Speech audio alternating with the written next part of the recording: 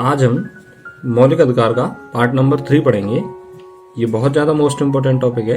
यदि आप इस चैनल पर नए हैं तो चैनल को सब्सक्राइब करें और शेयर भी करें। तो आज वाले टॉपिक से एग्जाम में क्वेश्चन लगभग बन जाता है, तो इसको आप ध्यान से पढ़ेंगे।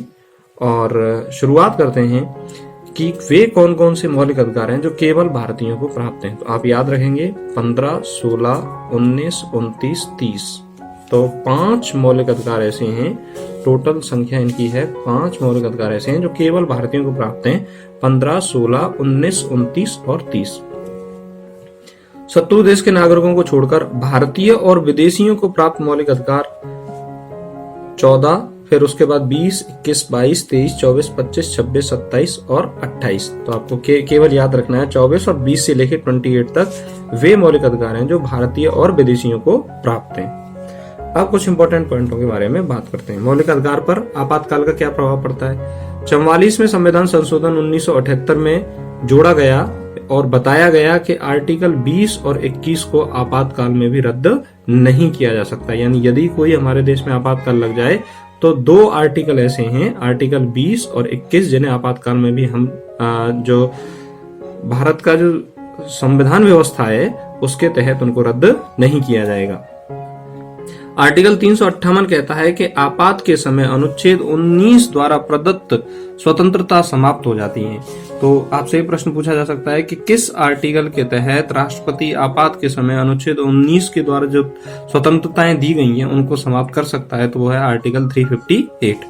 आर्टिकल 359 कहता है कि आपातकाल के दौरान राष्ट्रपति द्वारा मौलिक अधिकारों को प्रतिबंधित करने की घोषणा की जाती है।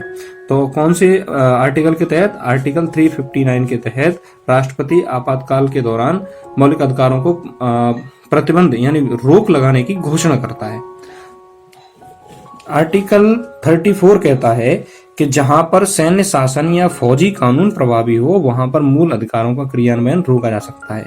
तो जहां पर सेना का शासन चल रहा हो, जहां पर सेना का कानून लागू हो, उस स्थान पर मौलिक अधिकार को जो क्रियान्वयन हो रहे हैं मौलिक अधिकार उनको रोका जा सकता है।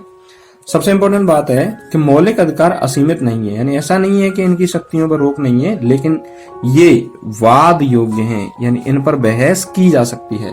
सुप्रीम कोर्ट मौलिक अधिकारों की गारंटी व सुरक्षा प्रदान करता है। तो सुप्रीम कोर्ट, आपसे प्रश्न पूछा जा सकता है कि वह कौन सी शीर्ष संस्था है जो मौलिक अधिकारों की सुरक्षा व गारंटी प्रदान करता है, और वह भारत की सबसे उच्चतम न्यायालय मौलिक अधिकारों की गारंटी व सुरक्षा प्रदान करता है।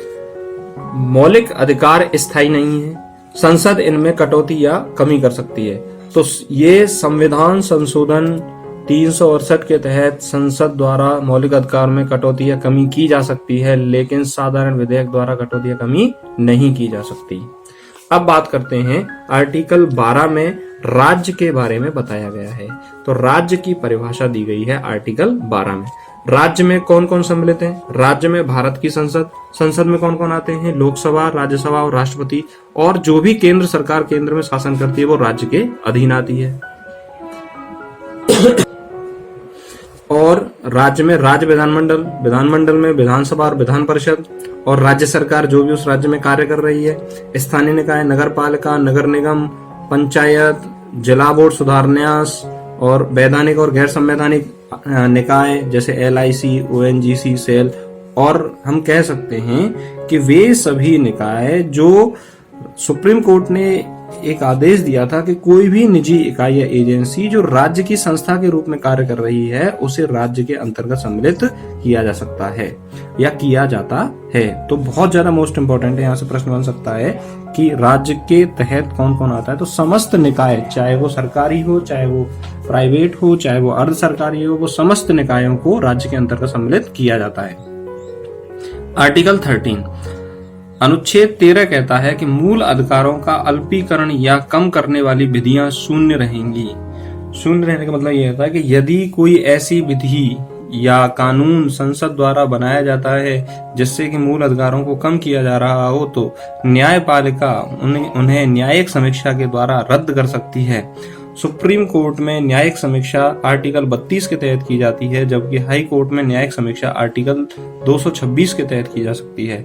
तो आर्टिकल 32 को संवैधानिक उपचारों का अधिकार कहा जाता है और आर्टिकल 226 के अंतर्गत हाई कोर्ट न्यायिक समीक्षा के द्वारा उन सभी कानूनों को रद्द कर सकता है जो मूल अधिकारों को क्या किया जाता है, कम करता है।